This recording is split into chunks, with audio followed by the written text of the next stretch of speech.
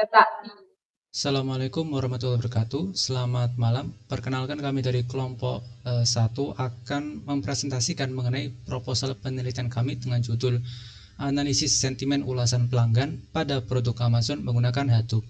Untuk anggota kelompok kami sendiri yaitu terdapat saya sendiri, Tiaula Kamat Ramsi NPM 066 dan juga terdapat rekan saya yaitu Maulana Brian Syaputra dengan NPM 038.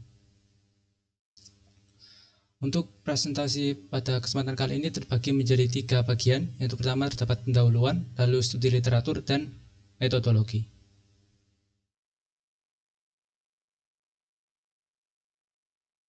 Oke, pada bagian pendahuluan yaitu pertama terdapat latar belakang. Belanja melalui platform web telah menjadi hal yang umum dalam beberapa tahun terakhir. Perkembangannya pesat dikarenakan belanja online yang memiliki berbagai manfaat daripada belanja tradisional. Misalnya, saat pelanggan ingin memilih suatu produk, ketika pelanggan itu melakukan belanja online, maka pelanggan cukup untuk ngeklik produk tersebut. Atau semisal saat pelanggan ingin membandingkan antara harga satu produk dengan produk yang lain, itu menjadi lebih mudah daripada melakukan belanja secara tradisional. Akan tetapi, masalah dari belanja online adalah sulit untuk membuat keputusan pembelian hanya berdasarkan dari detail produk saja. Oleh karena itu, dibuat sebuah model yang dapat menangkap sentimen atau opini dari pelanggan lain yang berguna untuk membantu pengguna dalam melihat ulasan mengenai suatu produk. Nah, berdasarkan latar belakang yang telah disebutkan sebelumnya, maka ditetapkan rumusan masalah pada penelitian ini, yaitu bagaimana membuat model analisis sentimen menggunakan Hadoop pada data ulasan pelanggan mengenai produk Amazon. Lalu terdapat juga beberapa batasan yang kami tetapkan pada penelitian ini, yaitu yang pertama, pengambilan data diambil dari Kaggle terkait dengan ulasan pelanggan pada produk Amazon. Yang kedua, data disimpan ke dalam Hadoop HDFS dan menggunakan MapReduce untuk menerapkan algoritma klasifikasi. Next.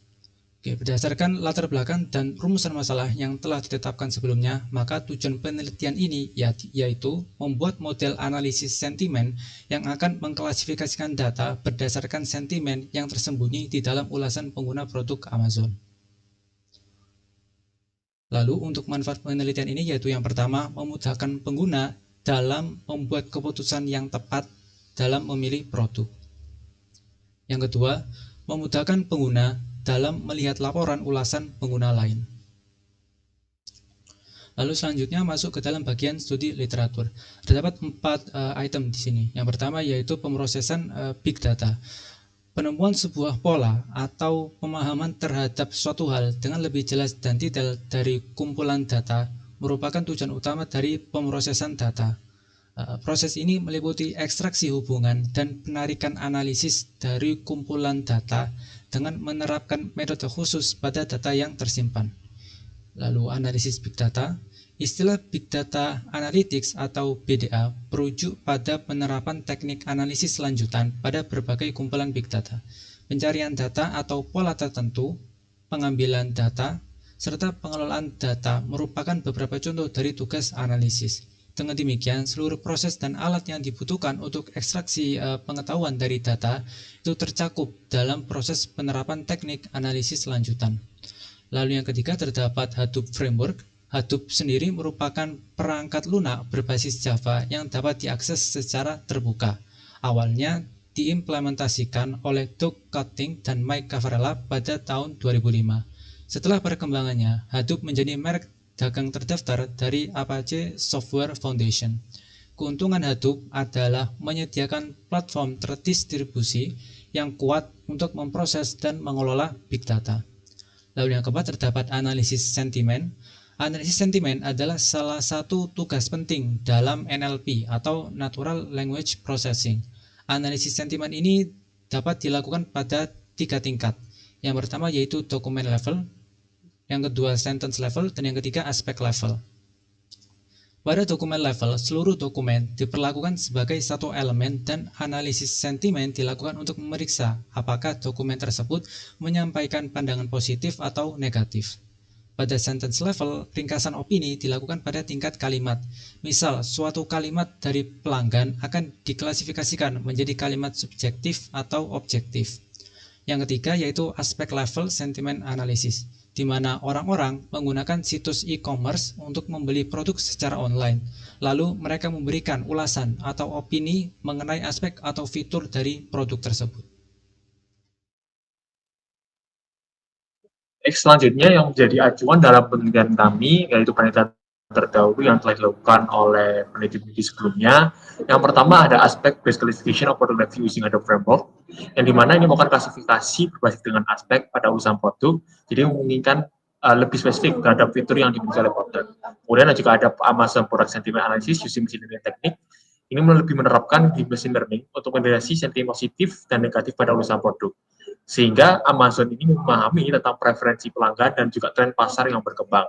Yang selanjutnya ada multi-source big data framework for capturing analyzing customer feedback. Ini mengembangkan framework big data yang terintegrasi data e-commerce dan media sosial dengan Hadoop, mendukung pengambilan keputusan. Selanjutnya ada sentiment analysis on big data using Hadoop, yaitu memanfaatkan Hadoop bersama Flume dan Hive untuk analisis sentiment real time para Twitter dalam skala besar. Dan terakhir ada sentiment analysis basis big data menggunakan SVM dan Hadoop untuk klasifikasi sentimen dan keluhan masyarakat di media sosial dalam konteks bahasa Indonesia. Yang menjadi perbedaan dari penelitian sebelumnya dengan kami adalah kami menggunakan MemberReduce dan juga MemberReduce dan juga tanpa token seperti SVM dan lain-lain. Kemudian ini adalah metodologi yang menjadi acuan penelitian kami yang dimulai dari studi literatur yang telah dilakukan hingga masuk pada framework yang kami ajukan dari data collection, data storage, data integration, data pre-processing, data analysis, dan juga data visualization, dan yang terakhir adalah dokumentasi. Studi literatur merupakan tahap awal dalam proses penelitian yang melakukan studi literatur dengan tujuan mencari informasi yang relevan, jadi yang terkait dengan permasalahan penelitian dari berbagai sumber, termasuk yang utama adalah jurnal ilmiah. Untuk framework yang kami ajukan terdiri dari 6 tahap dari data collection. Data diambil dengan Kaggle yang menyediakan dataset ulasan produk Amazon. Kemudian data storage yang disimpan nanti pada HDFS, Distributed File System, yang membutuhkan penyimpanan distribusi ke dalam keadilan tinggi.